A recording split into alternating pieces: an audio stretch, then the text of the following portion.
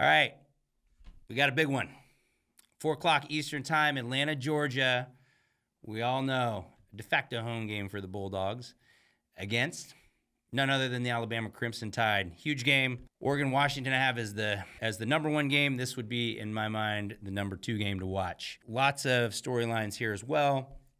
Obviously, Kirby Smart and Nick Saban, the protege, Kirby Smart to Nick Saban, and Nick Saban the GOAT. But Kirby has obviously, in the last few years, closed the gap. Georgia, I think a lot of people would say right now they are the standard of football, and I think this game right here is going to tell us a lot about where the standard of football sits in the Southeastern Conference and in the country. So the spread started out Georgia -5. It's moved to Georgia -6. Over-under was 55.5, and it's now at 54.5. Georgia money line was 209, was -209.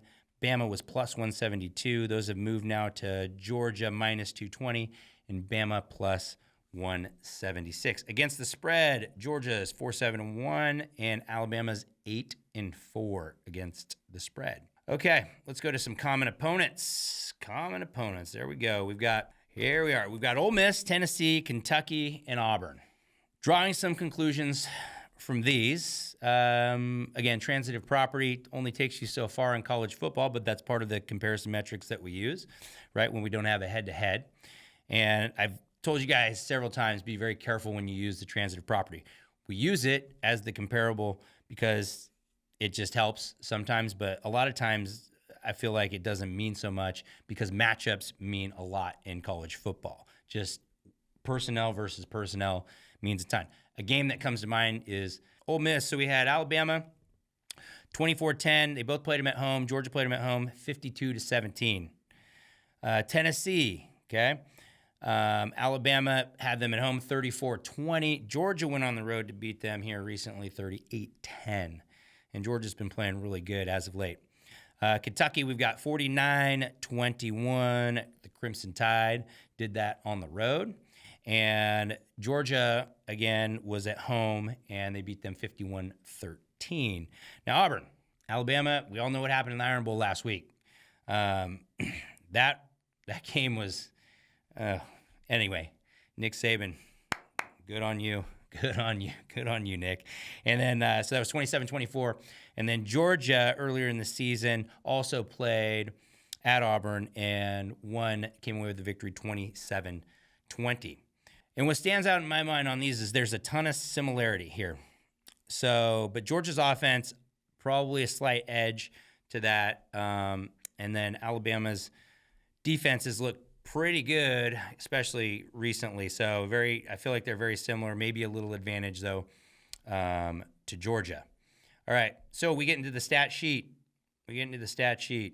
All right. Offensively, scoring points per game, 35.8 for Alabama and 39.6 for Georgia. Rushing yards per attempt, 4.47 for Alabama, 5.26 for Georgia. Okay, passer rating, they're almost identical, 168 to 167. Georgia, though, has thrown for a lot more yards, almost 1,000 more yards than Alabama. So that is something, obviously, to keep an eye on.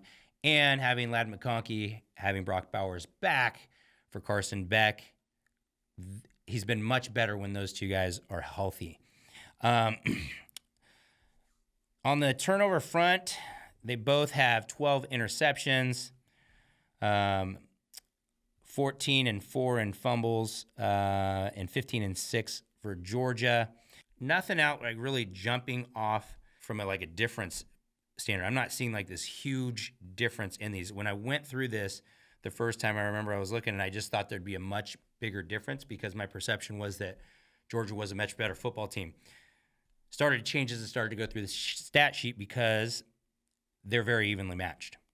I think Alabama's been playing really well as anybody in the country really since that ugly start, that loss to Texas where they got just beat up at home and then went to South Florida and nearly laid an egg down there. Didn't look bad. Jalen Milroe got benched. But since his return, he's completely turned the offense around. Credit Nick Saban, credit Tommy Rees for getting that right. You removed Texas in the USF game, and the offense, the Tide offense, in the month of November has been the number 4 offense in the country at 7.66 yards per play. To beat Georgia, the Tide must be able to score the football. Got to be able to score the football. You got to have a clean game from Milroe. You've got to be able to get the run game going. I think he's a big part of that in getting that going. He's also going to need to be able to hit on some passing plays, which that's where I'm kind of 50-50 on that one, if he's going to be able to do that against Georgia. Okay. My prediction, I think Georgia is a different team when they have all their receivers healthy, which they should. I think the Georgia defense is better than the Texas defense. And the Tide really struggled when they played that really good Texas defense. Okay. And this one's better. Georgia's better. I think the Georgia offense will do enough to score points on opportunities because their defense is going to hold the Tide in check. So I think Georgia's the more balanced team. I think they're going to wear down Alabama as this game goes on.